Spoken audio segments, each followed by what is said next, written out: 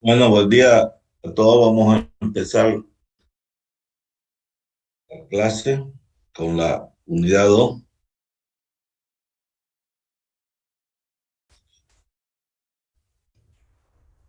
Ingeniero, ¿Sí? ingeniero, antes de que comience, le habla Luis. Sí, a Luis, el ayudante, mi ayudante está ahí. Bueno, la idea, Luis, es que vos podás pasar los jueves, ¿no? Sí, sí, En horario de clase, ¿no? exactamente. Esa es la idea. Bueno, a ver, por favor, Ya, alumnos, está su ayudante de materia y por favor, pónganse de acuerdo. Gracias.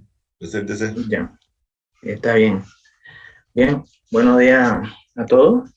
Mi nombre es Luis Humberto. Yo voy a ser el ayudante este semestre. Bueno, como dijo el ingeniero, vamos a pasar los días jueves, área de clase. Vamos a pasar por dos plataformas, ¿no? A veces va a ser por Zoom, otras veces por Meet. Bien, sería bueno que tengan instalado esas dos aplicaciones, ¿no? Bueno, ya estoy en el grupo, mi número lo pueden encontrar, ¿no?, en el grupo de WhatsApp. Y eso sería todo, ¿no? ¿O hay alguna pregunta que quisieran hacer? Mañana van a pasar ya no mañana, ya No, no, el otro la jueves, siguiente ¿eh? semana. Sí, sí, la Siguiente siguiente semana no semana. va. Sí, está bien. Ujú. Bueno, eso sería, ¿no? No sé si alguno tiene alguna otra consulta. A ver, les explico. Nosotros, la ayudantía, generalmente yo, no generalmente, siempre casi, o sea, porque alguna vez yo voy a necesitar pasar alguna clase el día jueves, pero generalmente Ujú. el lunes y miércoles es clase teórica conmigo. Y el día jueves, en horario de clase, en este horario que estamos pasando ahorita, es ayudantía. Ya para que lo entiendan. El día lunes y miércoles hago la invitación yo, es el profesor. Y el día jueves, para el día jueves va a ser su ayudante Luis Humberto Vargas Alarcón, ¿no? Va a ser la invitación para que ustedes puedan ingresar y hacer la ayudantía normal. ¿Estamos de acuerdo? Está bien, ingeniero, todo claro. Ya todo claro. Bueno, Luis, gracias por presentarte. Listo, Ya, ingeniero. ya Lo hasta dejo entonces. luego. Ya nos vemos.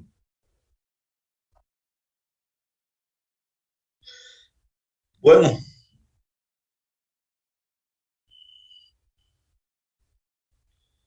vamos a ver la unidad 2, propiedades mecánicas de la...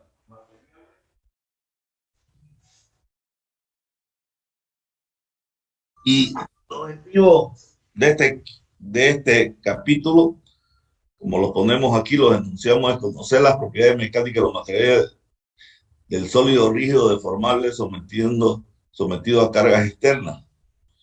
Conocer la ley de Hooke y la relación de Poisson que van a gobernar el estudio mecánico del sólido rígido deformable. Aprender a determinar deformaciones normales y transversales simples en secciones de sólido rígido deformable, debido a la presencia de tensiones normales y constantes, simples en la misma, garantizando que se cumplan con las hipótesis básicas de propiedades mecánicas, ley de Hooke y relación de Poisson. A partir del conocimiento del comportamiento mecánico y propiedades de los materiales del sólido, saber determinar cuáles van a ser las tensiones admisibles o de trabajo que debemos adoptar para determinar las dimensiones del sólido para hacer que no falle. En, en sí, en este capítulo vamos a ver las deformaciones y vamos a ver la relación que existe entre la fuerza y la deformación. Y en base a eso vamos a ir analizando cómo se comporta el material si yo lo someto a carga, ¿no? Entonces, eso es lo que vamos a ver cómo yo consigo las tensiones y las deformaciones de los materiales en laboratorio. Eso es lo que vamos a ver, ¿no? Entonces, lo primero que tenemos que conocer nosotros para de deformaciones es la deformación unitaria. En este caso, la deformación unitaria normal, que no va, es parte del diagrama que hacemos nosotros generalmente. El diagrama más conocido en mecánica de los materiales es tensión de formación unitaria. Es por eso que es necesario conseguir y saber qué es la deformación unitaria. Pues no tenemos un elemento cualquiera que tiene una longitud L inicial y le aplicamos una fuerza N o sea, basado en la hipótesis de Bernoulli, esta deformación tiene que ser plana y perpendicular al eje de la barra. La deformación unitaria no es más que la relación que me relaciona la deformación de la barra, deformación con la barra, con respecto a su longitud. Entonces, en este caso, mi deformación unitaria va a ser delta LN, que es la deformación que me dice que cómo se va Bernoulli, ¿no?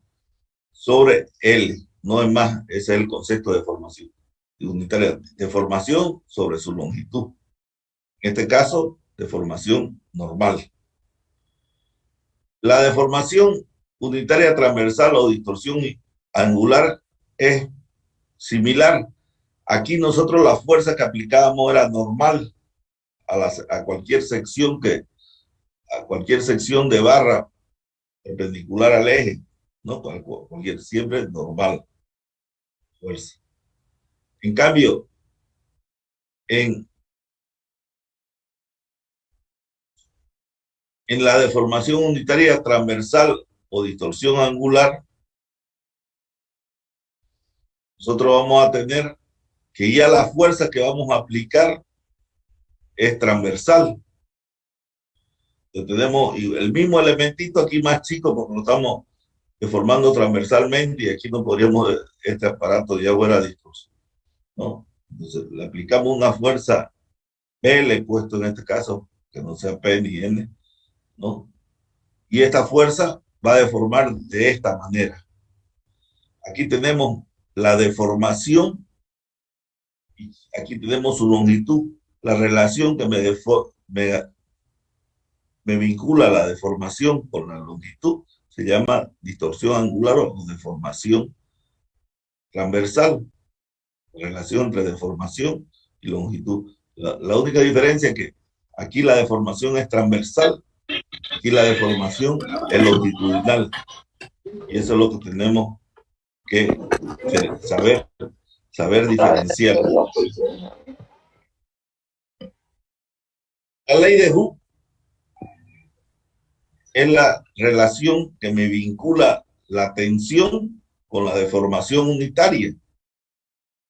Entonces, Hooke, basándose en la hipótesis de dependencia lineal entre fuerza y deformación, él propone que exista una relación entre tensión y deformación unitaria. Pues Hooke la enuncia de la siguiente manera: la tensión es directamente proporcional a la deformación. Para que sea igual, tiene que existir una constante. Esta constante se llama módulo de elasticidad. En este caso, módulo de elasticidad longitudinal, que lo vamos a conocer como es. Que este módulo es una propiedad del material. El esfuerzo cortante igual, la tensión es directamente proporcional a la distorsión angular. Para que sea igual existe una constante, un módulo, que se llama módulo de elasticidad transversal, que depende también del tipo de material.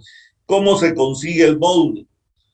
Si yo someto cualquier probeta, que vamos a ver más adelante, a tensión y deformación, yo sé que la relación entre la tensión y la deformación tiene que ser lineal. Entonces, si nosotros hacemos tangente de alfa, sigma sobre E, aquí cualquiera, ¿no? Entonces, la tangente de alfa va a ser el módulo, ¿no? Entonces, por eso se llama elasticidad. Cuanto el ángulo es más pequeño, mi material va a ser más elástico. Cuanto el ángulo sea más parado, mi material que se acerca a 90 grados, mi material va a ser más rígido, más duro. Entonces se llama módulo de elasticidad. Es una constante que me relaciona que es la constante que me relaciona la tensión con la deformación, ¿no?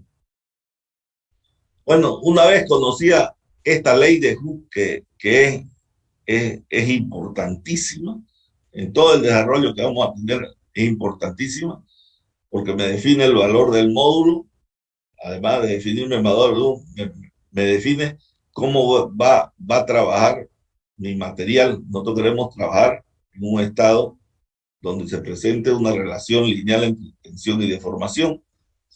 Pero esto en la realidad, las deformaciones no son rectas.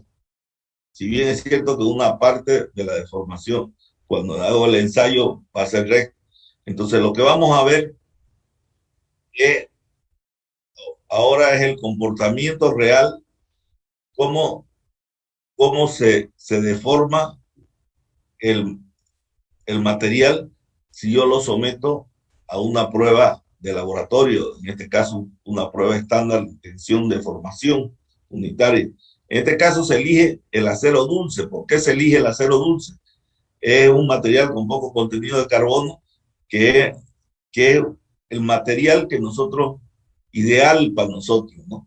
Donde se comporta de tanto atracción como compresión de la misma manera, por eso es un material ideal para nosotros. Entonces nosotros, en base al comportamiento del acero dulce, vamos a ver cómo se producen cómo se producen las propiedades mecánicas de los materiales en ese diagrama. Entonces lo que vamos a hacer, lo que vamos a hacer es, mediante una máquina que se llama universal, que ahorita la vamos a ver en un video, y teniendo una probeta, lo que vamos a hacer es tironearla esta probeta y medir su deformación y su tensión hasta que rompe, ¿no? Como vemos. Entonces vamos aplicándola con este gato hidráulico. Aquí tengo un gato hidráulico, tengo un medidor de carga y aquí una regla para medir su deformación. Vamos aplicando carga y vamos determinando su deformación para cada carga. Entonces, con eso podemos determinar la tensión y podemos determinar la deformación unitaria. Pues tenemos todos los datos. En base a esos datos, la tironeamos hasta que se rompa y nos va a dar este diagrama. Esto lo vamos a ver ahorita en video para que nos pongamos.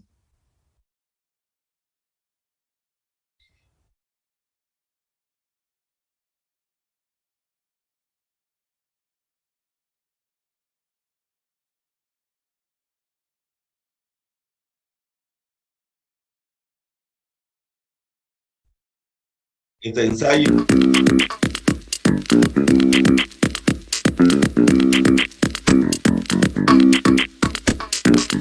Esta es una máquina universal de ensayos estáticos. Se puede hacer tensión, compresión, flexión, dureza, corte, cizalladura, dependiendo de los dispositivos que se puedan hacer, muchos ensayos más. Es una máquina hidráulica, funciona a través de un pistón, por eso la velocidad de ese funciona al área, es en megapascales por segundo. Este cabezal es fijo, este es móvil, es a la medida que vaya haciendo el ensayo, estas mordazas tipo B van a apretar más la probeta y el apriete será entonces a través de la fuerza, cada vez va a agarrar mejor. Este se va a desplazar hasta que llega el momento de ruptura de la probeta. Acá lo mismo, cuando hacemos compresión colocamos un envase e irlo apacharrando o aplastando dependiendo de lo que necesitemos. Y cambiando este plato por un dispositivo de apoyo, podríamos hacer flexión simple con 3 apoyos o con un apoyo también doble acá, que sería con 4 apoyos. Es una máquina que maneja una capacidad máxima de 120 kilonewton. Podemos regular las escalas. Se puede trabajar hasta 60, hasta 24 o hasta 12 kilonewton, dependiendo de la capacidad de la probeta que vayamos a reventar. La probeta en estas mordazas, que son especiales para, en este caso, probetas cilíndricas. También hay otras mordazas para probetas planas. es una probeta de más o menos 10 milímetros de diámetro. En este caso vamos a utilizar acero, entonces necesitamos un 9 en 2 que llega hasta 60 kilonewtons. Este es un acero ICSAE 1020 estructural. Es conocido en la industria civil porque es el que utilizan como sismo resistente para reforzar el concreto. También se trabajan deformaciones con este deformímetro mecánico y lo que hacemos es que amplificamos esa deformación de milímetros 2, 5, 10 y hasta 20 veces esa deformación. Se utiliza mucho estas amplificaciones más que todo en las zonas elásticas, donde las deformaciones son muy pequeñas, microdeformaciones, entonces para tener una deformación mucho mejor o más visible, se amplifica. Ya aquí manejamos las velocidades, podemos colocar el ensayo manual o automático y lo normal es que trabajemos en velocidades entre 2 y 10 megapascales por segundo. Aquí podemos graficar tensión o compresión, dependiendo de lo que vayamos a hacer. Si es compresión, entonces comenzaríamos de arriba hacia abajo, pero aquí en este caso de tensión, entonces comenzamos desde este cuadrante hacia la parte de arriba, donde nos mostraría en el eje Y fuerza en newton y en el eje X deformación en milímetros. Y comienza el ensayo amplificado 20 veces. Colocamos la velocidad de 2 megapascales por segundo y sabiendo el incremento de la fuerza. En este caso se utilizan kilonewton, que es la unidad internacional de fuerza. Y ahí se puede ir viendo que la deformación a la vista no se ve, pero si pudiéramos hacerlo con instrumentos especiales como micrómetros, sí podría determinarse. Ahí estamos en esa zona donde se puede medir elasticidad o la ley de Hooke. Vamos por 7 kilonewton, 8 kilonewton. Allá casi estamos llegando al punto de excedencia, que se ubica entre 25 y 30, donde el material deja de ser elástico, donde esa deformación ya no es recuperable después de ese punto.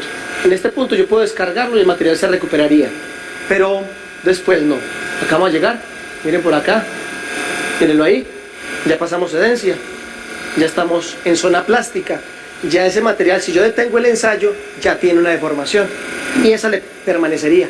Solamente recuperaría ¿cuál? La elástica, pero la plástica ya permanecería en la probeta.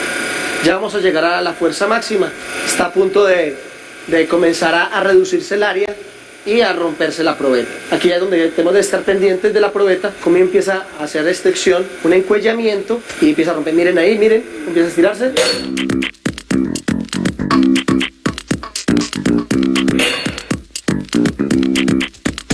El gráfico conocido como curva ingenieril de fuerza-desplazamiento. En esta área se ve claramente la zona elástica, donde hay proporcionalidad. Aquí está el límite de proporcionalidad, punto de fluencia mínimo, punto de fluencia máximo, y aquí comienza toda la zona plástica. Este sería el punto máximo del material, la fuerza máxima, y este sería el punto de ruptura.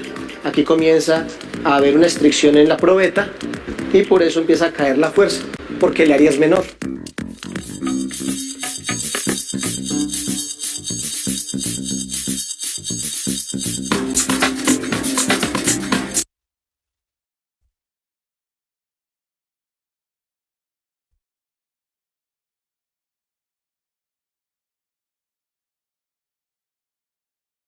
Bueno, el ensayo de tensión de formación es o sea, el ensayo típico que tenemos nosotros esta máquina universal existe en el laboratorio de ingeniería civil, por si acaso, existe en el laboratorio de ingeniería civil. Más o menos tan moderna como la que hemos visto. Y nosotros podríamos hacer los ensayos respectivos, hacer el ensayo en el acero dulce, que es el material que eligen como representante de la curva, porque cada material tiene su propia curva, no todos los materiales tienen la misma curva, y es un ensayo sencillísimo.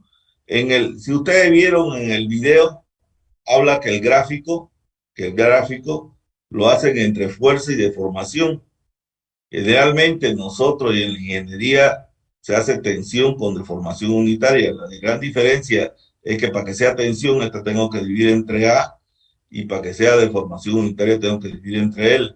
El diagrama es similar porque es proporcional, entonces el diagrama es similar. Y en este diagrama existen puntos referenciales, o en otras palabras, que son propiedades mecánicas de comportamiento de los materiales. Existen, si ustedes se entran a YouTube, van a ver que existen miles de ejemplos y ejercicios y videos de este ensayo de laboratorio, que es importante porque es nuestro ensayo base en que nos basamos toda la teoría.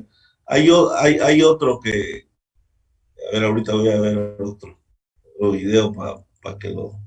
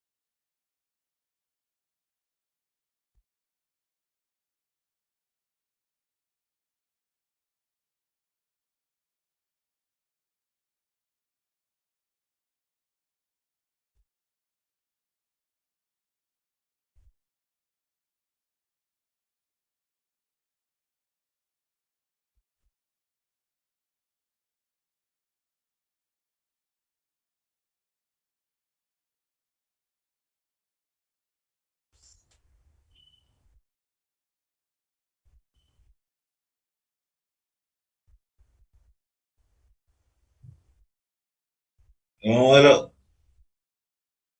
en este ensayo que vamos a hacer,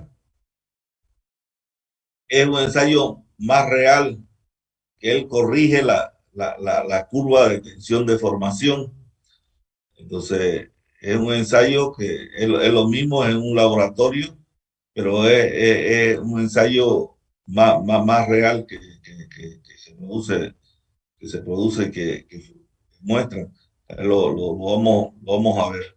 Vamos a ver una parte, porque este ensayo es más largo.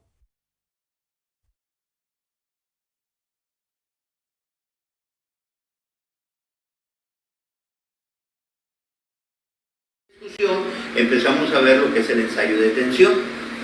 ¿Qué es lo que vamos a hacer si yo quiero a un material hacerle un ensayo de tensión para ver cuáles son las propiedades mecánicas que podemos obtener de él cuando yo lo someto a tensión?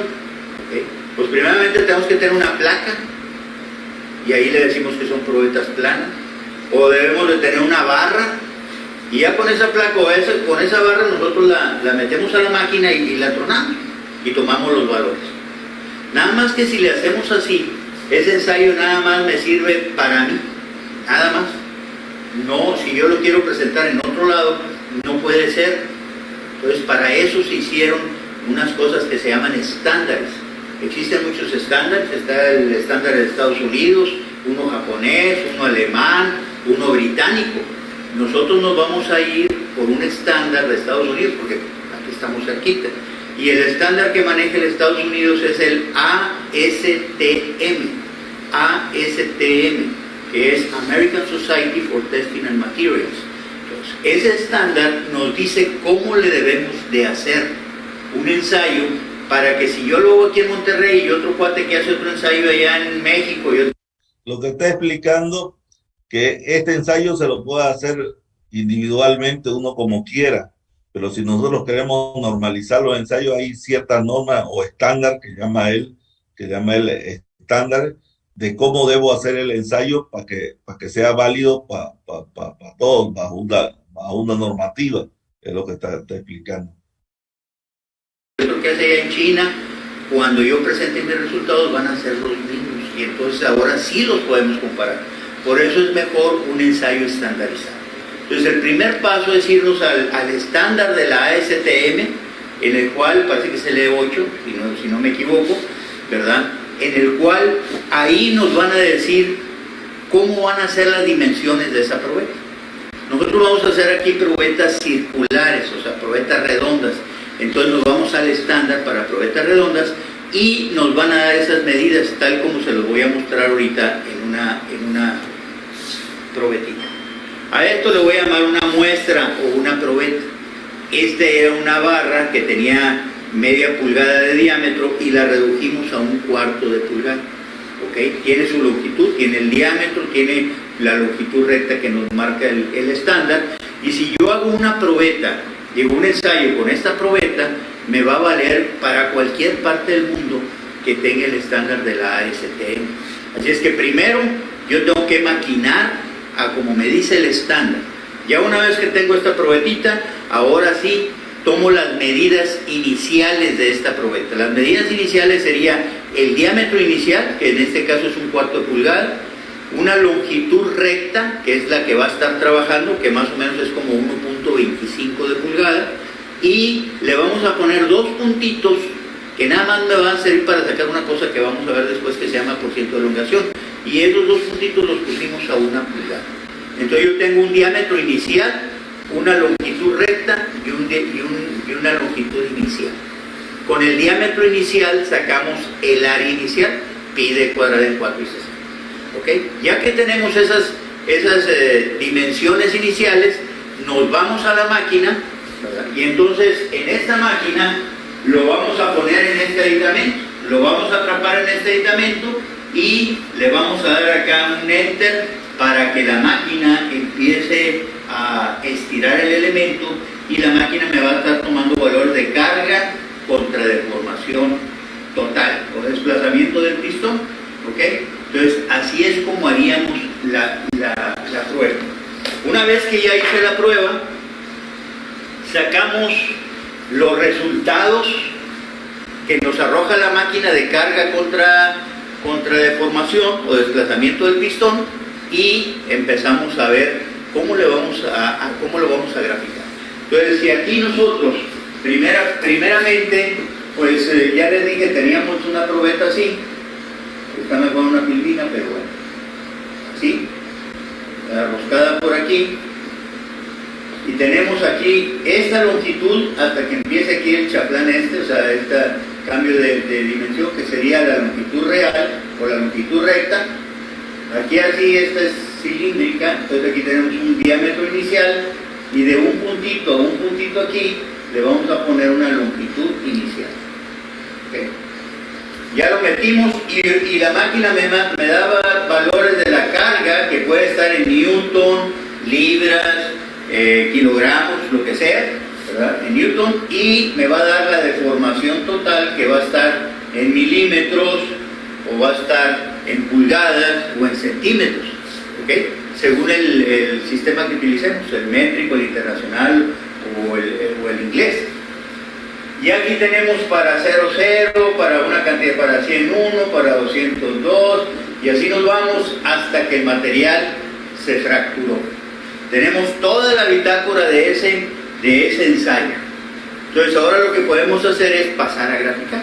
Entonces yo paso a graficar y ahora con el Excel yo nada más selecciono estas 2 columnas y le pongo insertar gráfico y me va a dar carga contra delta aquí y me va a dar una cosa, no sé, así, ¿ok? Entonces ahora sí yo puedo seleccionar el comportamiento de esta gráfica. Vamos a suponer que el ensayo fue de esta probetita, que es un acero estructural, que no es así la gráfica, pero es un X. Este es un acero estructural. Pero esta gráfica nada más nos sirve para esta probetita de acero estructural. Nada más para esto. Si yo tengo otra probeta, como esta, aunque es de aluminio, vamos a decir que es de acero estructural, si yo tengo esta otra probeta, pues no me va a aguantar lo mismo. Esta me va a aguantar mucho más, a lo mejor 4 o 5 veces más, porque tiene un área mucho más grande. Entonces, ¿cómo hacerle? Con esta gráfica yo me quedo con esta probetita de acero estructural, pero yo quiero encontrar las propiedades mecánicas de ese acero estructural para cualquier probeta y para cualquier parte donde lo hagan en todos lados. Entonces lo único que tenemos que hacer es, si yo tengo aquí el área inicial, y si esta área inicial es 5 milímetros cuadrados, por poner algo, aquí a lo mejor son 20, ¿verdad? Pero si aquí son 5 milímetros cuadrados, lo único que hago es, toda esta carga la divido entre 5, y hagan de cuenta que probé una probetita de 1 milímetro cuadrado. Y entonces esta gráfica sería de una probeta de 1 milímetro cuadrado. Dividimos toda la carga entre 5. A eso le vamos a denominar esfuerzo. El esfuerzo no es una cosa más que la carga por una unidad de área. Aquí nosotros podríamos poner el esfuerzo es igual a la carga entre el área inicial de la probeta. Todos los valores de esta carga los dividimos entre el área inicial y obtenemos estos valores. Que en este caso, si aquí tenemos Newton y el área en milímetros cuadrados, aquí me va a dar en megapascales. ¿Okay? Yo ahora sí, la carga la tengo por cada milímetro. Una probeta de 1 milímetro de área. Entonces, si yo tengo esta probetota de 20 milímetros, lo que tenga en mi gráfica de 1 milímetro, pues lo multiplico por 20 y ya sé cuánto me va a aguantar eso.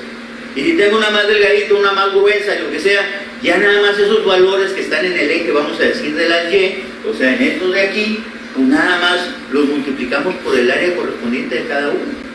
Entonces, estoy sacando una carga por unidad de área, que puede ser milímetro cuadrado, centímetro cuadrado, pulgada cuadrada, pero es una carga por unidad de área.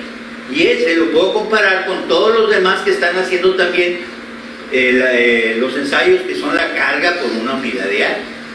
Y a eso le estamos denominando esfuerzo. ¿Okay? Ahora, la otra, esta deformación que está aquí, ¿verdad? Esa deformación es para esta probeta. Esta probeta de 1,5 pulgadas o 1.25 se me va a deformar un poco. Si tengo esta probeta, se me va a deformar más. Y es más, si tenemos esta otra probeta que también está estandarizada, pues se me va a deformar mucho más. La deformación total. Pues ¿cómo hacerle para que yo pueda generalizar también para cualquier probeta, para esto, cualquiera de estas tres? ¿Cómo le puedo hacer? Pues lo único que podemos hacer es dividir la deformación total entre la longitud recta de la probeta. Y si yo divido entre la longitud recta de la probeta, entonces voy a sacar cuánto se me está deformando cada milímetro. Entonces, si 1 milímetro se deformó 0.2 milímetros, o sea, 0.2, entonces la deformación de 0.2 por cada milímetro. Y a eso le vamos a llamar deformación unitaria.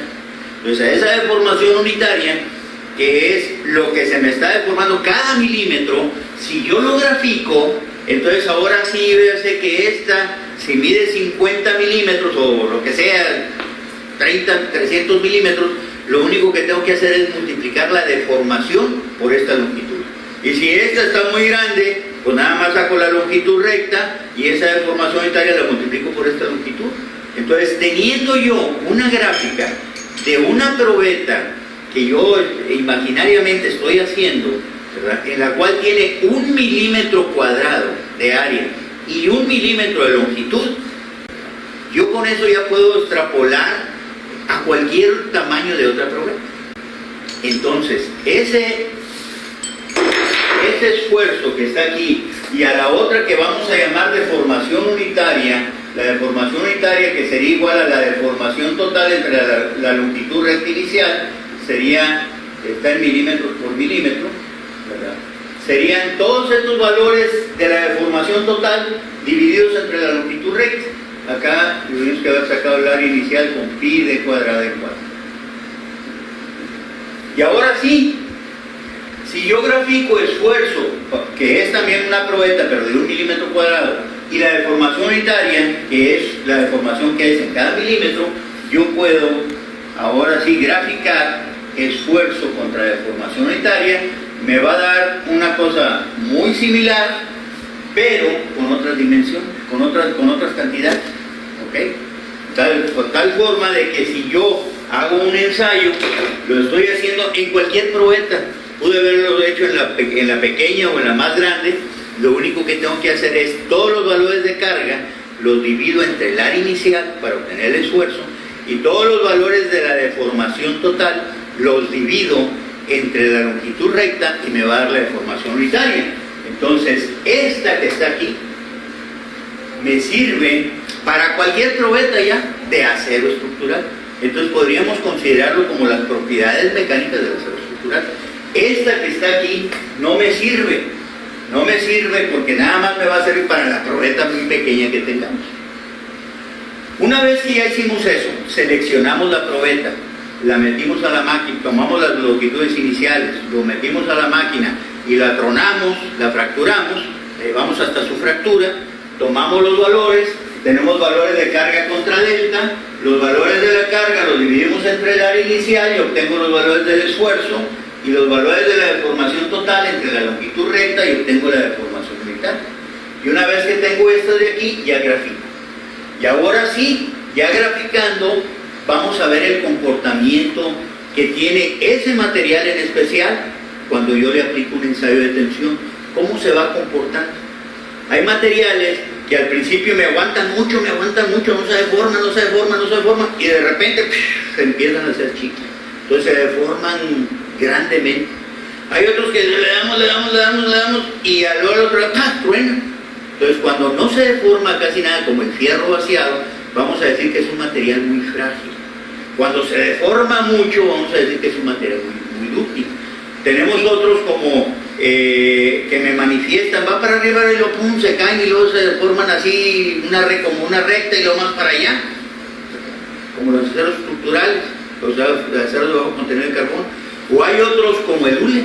Entonces el hule yo lo estiro y si se fijan al principio se estira bastante con muy poquita carga, pero si yo lo quiero seguir estirando necesito cargas mucho más grandes para poder vencer eso. Entonces en esos tipos son los que nos van a caer algunas gráficas típicas. Las gráficas típicas, vamos a borrarle un poquito, más o menos las gráficas típicas que yo puedo obtener en un ensayo de tensión serían las siguientes. Primero, una gráfica así, en la cual aquí tengo esfuerzo contra deformación unitaria, y viene una parte así, y luego se deforma. Fíjense, aquí está la deformación y acá está la resistencia. Esto es para materiales dúctiles.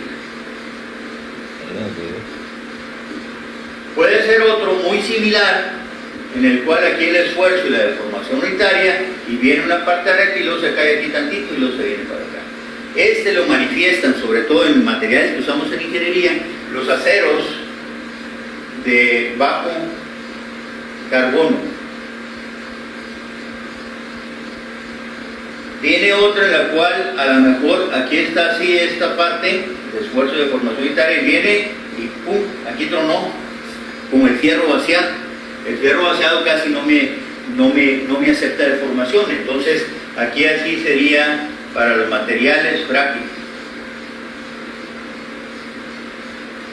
Y hay algunos otros como los elastómeros, que viene esto así, que al principio se deforma mucho y luego después cada vez necesita para recta. Y si hay una parte recta, entonces cualquier que se llama deformación elástica. Aquí así, un diferencial después y le ponemos el punto número 2. Bueno.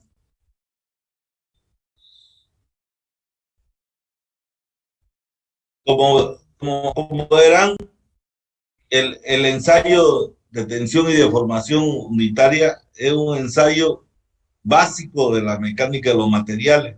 Es para calcular sus propiedades, en otras palabras, ¿no? Es para calcular sus propiedades. Entonces, como queremos estandarizar nosotros el estudio del ensayo, es que lo calculamos tensión de formación unitaria, porque si no, para cada probeta tendríamos un ensayo si calculamos fuerza de formación, tendríamos para cada probeta. Entonces, como quiero estandarizar, por eso me voy a tensión y deformación, ¿no? cálculo. Entonces, consiste en estirar una probeta estandarizada, ¿no? Aquí nosotros también hacemos el ensayo con ACTM, es la que más ocupamos nosotros, ¿no? Y el ensayo es de tracción para acero dulce. Ellos la tensión la llaman tracción, nosotros tensión llamamos como esfuerzo interno, ¿no? Nosotros en tensión tenemos tracción y tenemos compresión, ¿no? La tracción lo llaman tensión y la compresión lo llaman compresión, eso es lo que hacen, ¿no? Eso es lo que realmente cuando vean los videos. Entonces, consiste en la máquina que tenemos en la universidad, da el diagrama, como el primer video que veíamos del diagrama. Este es una máquina, un esquema de una máquina de lo que hacemos. Entonces, como decía él, tenemos P y tenemos fuerza y tenemos deformación. Para estandarizar nosotros los diagramas es que lo volvemos P sobre A y la deformación sobre la longitud, con la fin de estandarizar el material. Y para acero dulce, que nosotros estos más bien los llamamos materiales dúctiles, él lo llama materiales de acero, más bien para nosotros lo llamamos materiales dúctiles esto. La curva da de esta forma, donde tiene ciertas características. Tiene el punto A, que lo vamos a conocer como límite de proporcionalidad, el punto B, límite de elasticidad. Entre C y D existe un escalón de fluencia que lo llamamos. Aquí va a haber una tensión última y aquí va a haber una tensión de rotura aparente. ¿Por qué lo llamamos aparente? Porque nosotros siempre hemos calculado el A como si no variara. Y si nosotros vimos en el video, el área siempre cambia de dimensión, y al cambiar de dimensión la curva se iría para acá arriba, no se iría para acá abajo. Pero el diagrama estándar de nosotros siempre calculamos con el área constante como el área inicial, ¿no? Entonces, entre el punto O y A se llama, nosotros lo conocemos como límite de proporcionalidad. El punto A es donde mi material hasta ese punto trabaja la tensión proporcional a la deformación, trabaja de forma lineal. Entonces, límite de proporcionalidad es el punto de la curva donde la deformación unitaria es proporcional al esfuerzo aplicado. Al esfuerzo característico en dicho punto se denomina límite de proporcionalidad. Entonces, el punto A es hasta donde mi curva, hasta donde en mi ensayo mi material trabaja su tensión proporcional a la deformación, es lineal, cumple con la ley de Hooke, en otras palabras. El punto B, ya mi material pierde la proporcionalidad, ya no trabaja proporcional. Si bien es cierto que es bien en el diagrama, si uno haría el ensayo, es bien cerca, ¿no? Pero tiene una característica principal. Hasta el punto B, mi material, cuando yo lo estoy estirando, trabaja elásticamente. Lo que quiere decir que si le quito la carga, mi material va a volver a su estado inicial de deformación, va a recuperar esta deformación que perdió. Yo cuando lo estoy estirando se está deformando, está creciendo. El rato que le quito la carga en el punto B, vuelve a su estado inicial. Lo que quiere decir es que del punto B O a B, mi material siempre se comporta elásticamente. Y el punto B es el último punto donde se comporta elásticamente mi material. Esa es la característica de elasticidad del material. Es una propiedad la elasticidad del material. Más allá de la elasticidad, mi material, cuando ya acaba de ser elástico, comienza mi material a deformarse sin necesidad que yo le aplique mayor carga. Se comienza a deformar. A ese estado se le llama fluencia, escalón de fluencia, que es la deformación sin aumento sensible de carga. Yo no necesito aumentar mucha carga para que se produzca una deformación. Se comienza a deformar mi material. Mi material en ese momento siente que se va a romper, siempre siente que va a fallar, pero el material internamente se compone, se vitrifica, se vuelve más vidrioso, ¿no? Internamente. Y una vez uno, si no lo carga, adquiere mayor capacidad de tensión. Entonces le seguimos dando carga y vemos que el material, de un momento a otro, recupera y es capaz de absorber mayor tensión hasta que llega al punto E, donde adquiere la tensión máxima, y ya aquí en este momento ya se ha vuelto un cuello delgado del material, como la sección del material ha reducido bastante, y mi probeta comienza a caer y comienza a romper como ¡pum! Rompida, ¿no? A este punto, a este escalón que se deforma así, sin tensión sensible, se conoce como tensión de fluencia. A esto se lo conoce como tensión última y esto como tensión de rotura, ¿no? Entonces, tenemos el límite proporcional, el punto A, donde se mantiene, es el punto hasta donde se mantiene la ley de Hooke, tensión proporcional a la deformación. El punto B, que es que el material se mantiene, su elasticidad se mantiene, entonces cuando le quito la carga recupera toda su deformación.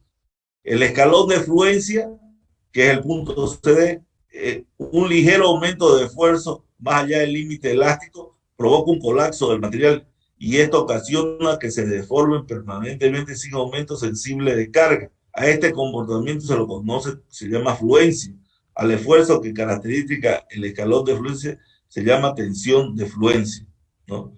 La tensión última es la tensión al final, la máxima que adquiere, la tensión máxima, otro problema, poniéndolo en sí, la tensión máxima que puede adquirir un material, y la tensión de rotura es la tensión que rompe el material. Eso. Entonces, lo que estamos analizando es cómo se comporta mi curva cuando yo lo someto a carga, cómo tiene harta fase de comportamiento, tiene una zona elástica, que es hasta el punto B, y una zona plástica. Más allá de la fluencia, ya no recuperan mi material, ¿no? Así, ¿no? Aquí podemos seguir viendo. Si a mi material, esto cuando rompe, mi probeta va a romper, se va a hacer un cuello y el cuello ¡poc! Va a romper, ¿no? Nosotros tenemos dos tipos de estado, un estado elástico y un estado plástico. El estado elástico es como le decía, yo cargo hasta el punto B, mi probeta, tengo una deformación total, mi elemento se deforma. Le quito la carga y comienza a recuperar toda la deformación. Entonces, hasta ese punto, mi material se comporta elásticamente, por eso se llama, esta parte se le llama estado elástico, ¿no? Porque se comporta elásticamente, es capaz de recuperar. Entonces, E total es siempre igual a E elástico. Pero la parte plástica no pasa. Cuando yo paso de la fluencia, yo cargo mi material y al descargar, yo cargo y tengo una deformación total. Al descargar recupera algo, que es la deformación elástica que recupera. Pero hay una deformación que no va a recuperar nunca. A esa deformación se la llama deformación permanente o plástica. Entonces, la deformación total que se produce cuando yo cargo un material va a ser igual a la deformación plástica, a la deformación elástica.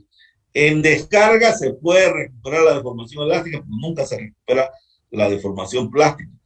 A ese estado o a esta parte se le llama la gráfica zona plástica, porque ya el material no es capaz de recuperar su deformación totalmente. Pero yo también, mi material cuando lo someto, no lo someto solo a una carga y descarga, sino lo someto a cargas y descargas constantes, ¿no?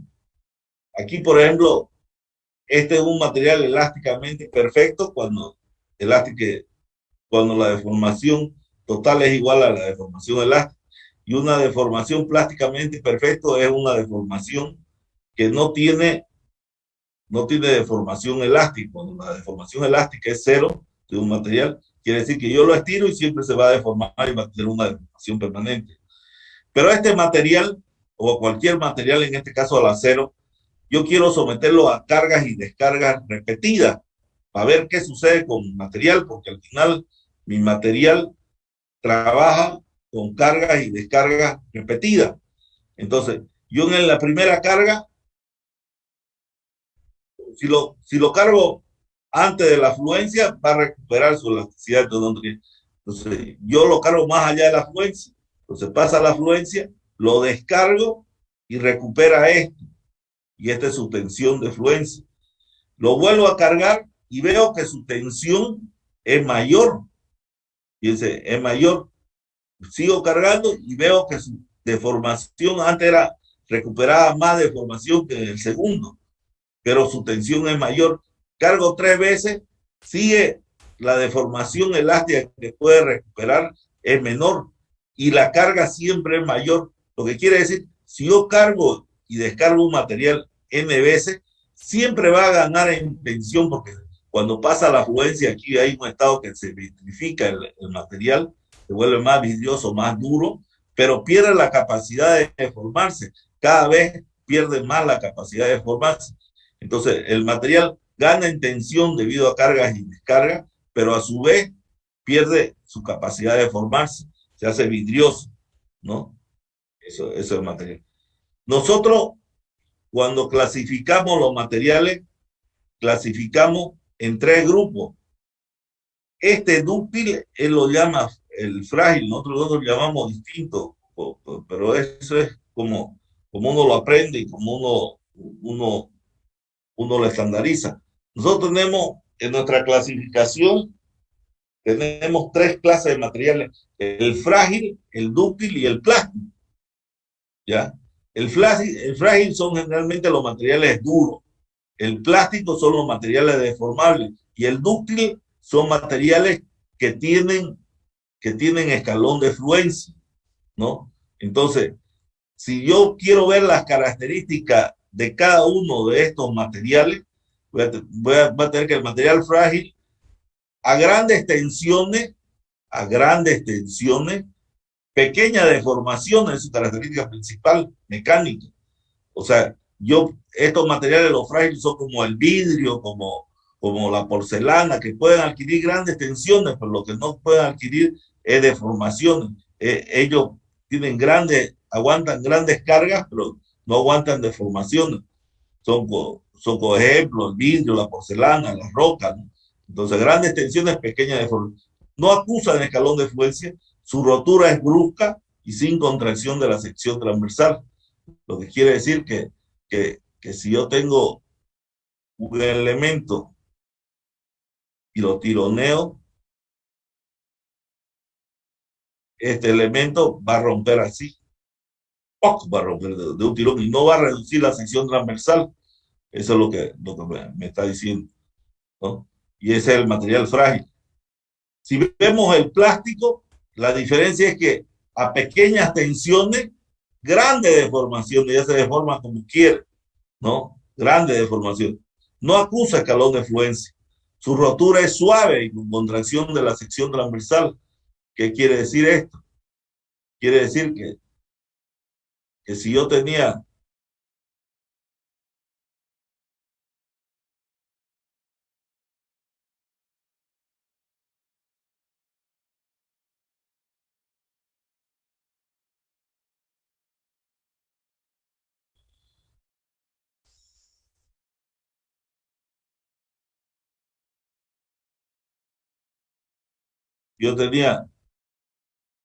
cualquier elemento y este elemento lo someto bien a carga. Este elemento, cuando yo lo tironee, va a ser algo así.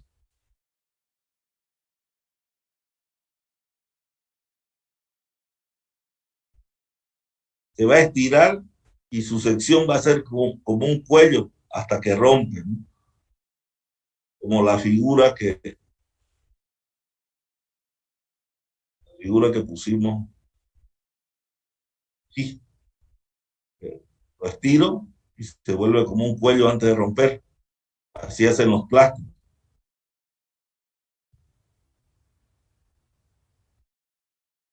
Eso hacen los plásticos. Ya no rompen con una rotura brusca, no rompen con una rotura suave y con contracción de la sección transversal. ¿Cuáles son los ejemplos del plástico? El plástico en general, la arcilla húmeda, el asfalto, no todo lo que se estira, en otras palabras, son los materiales plásticos. Y los dúctiles, su característica principal es que en su primer estado de formación la tensión es proporcional a la deformación unitaria. Entonces, en su primer estado de formación cumple la ley de Hooke, acusa escalón de fluencia, su rotura es suave y con contracción de la sección transversal. Ejemplo, el acero, el latón, el zinc, son ejemplos generales, son materiales metálicos, ¿no? que son los que trabajan, que son dúctiles, ¿no? Esos son los materiales dúctiles. Entonces, no en todos los materiales se produce la fluencia. En nuestro material ideal se produce la fluencia, que es nuestro material acero. En los otros materiales no necesariamente se va a producir la fluencia, es la gráfica que va a ver, porque este ensayo es base a los ensayos de cualquier material, ¿no? Pero también la ACTM vio que era importante determinar la fluencia para estos materiales, tener un valor de fluencia, porque es más o menos el punto hasta donde mi material trabaja elásticamente. Cuando se produce la fluencia es cuando dejó prácticamente de trabajar elásticamente mi material. Entonces, ellos crean el límite, la fluencia para materiales con curva continua, pero crean,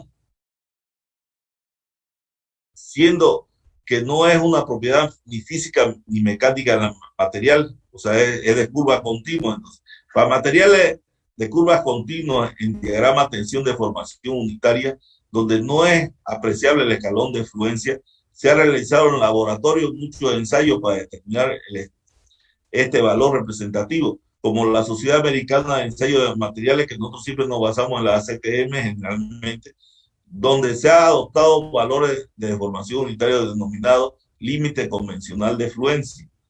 Debe hacerse notar que la fluencia definida de esta manera no representa ninguna propiedad física ni mecánica del material, tan solo sirve para encontrar un punto característico de la curva que nos permita comparar los distintos materiales, ¿no? Entonces, eso es lo que primero es un límite que nosotros conseguimos, pero de forma de laboratorio. Entonces, ¿qué hicieron? Aquí nosotros no hacemos esos ensayos, pero los americanos o otras empresas que se dedican a hacer el ensayo tienen la gente que lo van probando el material cada rato, o sea, lo van haciendo laboratorio hasta donde más o menos el material trabaja elásticamente. Entonces, a esa deformación que el material donde trabaja elásticamente lo llamaron límite convencional de fluencia y crearon unas tablas grandes de valores del límite convencional de fluencia, ¿no? Entonces, valores. Entonces, ¿pero para qué me interesa esto? Me interesa para calcular la tensión de fluencia. Entonces, ellos asemejaron, o sea, aquí tienen una curva continua, es un valor que me da el laboratorio de pruebas, que hay unas tablas que nos presentan a nosotros, que nos reflejan los valores con tal el tipo de material, y lo que les interesa es calcular la fluencia o la tensión convencional de fluencia. Para eso, primero hago el ensayo de laboratorio, tengo mi curva, tengo el valor que me da el laboratorio, yo busco el material, digo, ¿no? Ya me entro y voy a tener un valor de EPF, entonces lo desplazo el valor de deformación convencional de fluencia, digamos. Trazo una tangente a la curva, más o menos, una tangente a la curva. En el valor de convencional de fluencia trazo una paralela a la tangente, donde corta esta recta paralela a la curva, es el punto convencional de fluencia.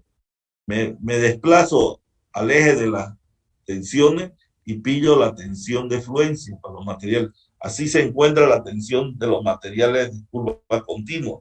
Este valor conocido de tabla, que hay los libros donde te van a decir, uno busca el material y encuentra este valor, hace el ensayo de laboratorio, la curva es continua, traza una tangente a esa curva, traza una paralela y donde corta va a ser el valor de tensión de fluencia, ¿no?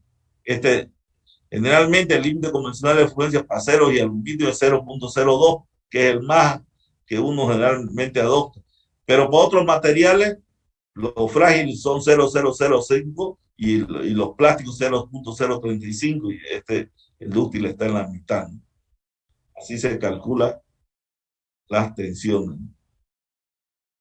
Bueno, como hemos visto, este es un tema importantísimo.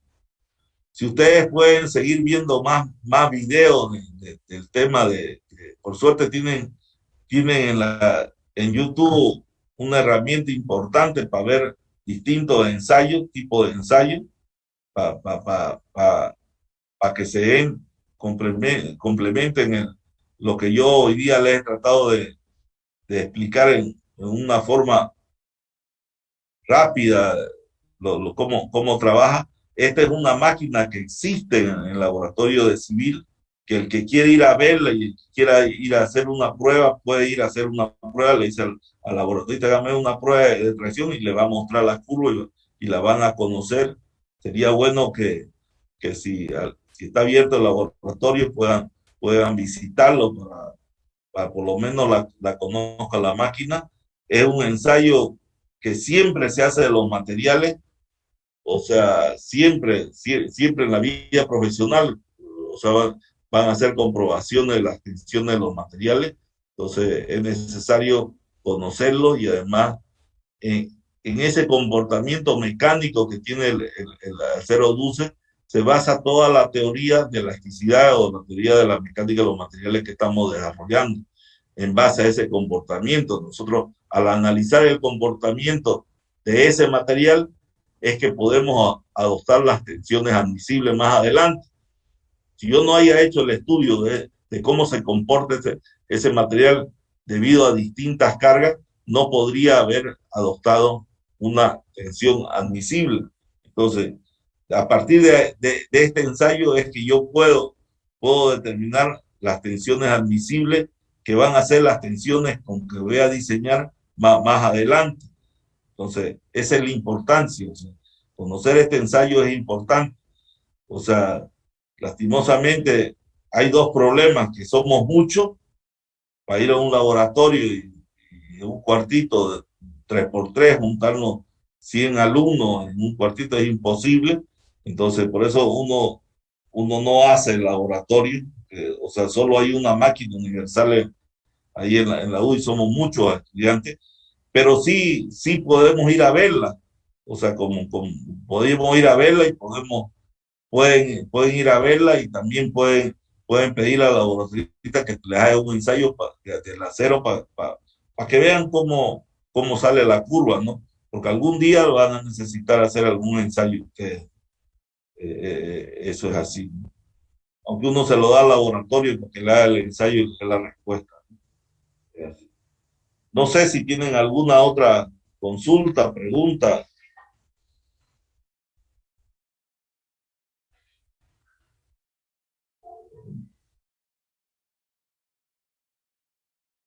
¿Tienen alguna consulta?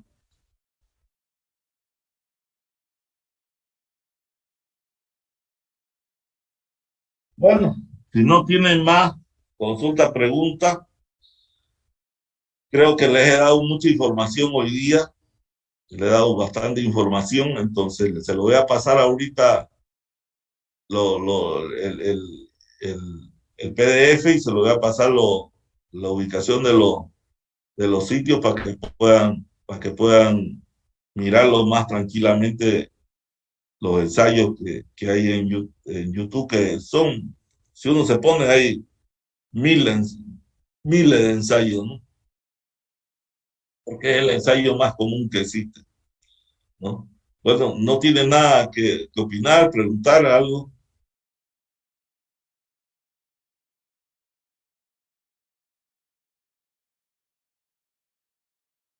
Bueno, si no hay más, ¿qué vamos a hacer? Este, nos vemos el día lunes. Gracias a todos. Hasta luego.